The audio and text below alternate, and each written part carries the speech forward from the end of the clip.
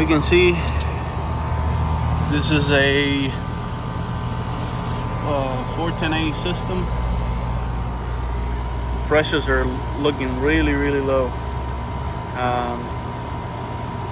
System has a really bad temperature difference. Air coming out of the coil, pretty cold, 72. Some water on the drain line. Water safety. So guess we're gonna have to look for the leak.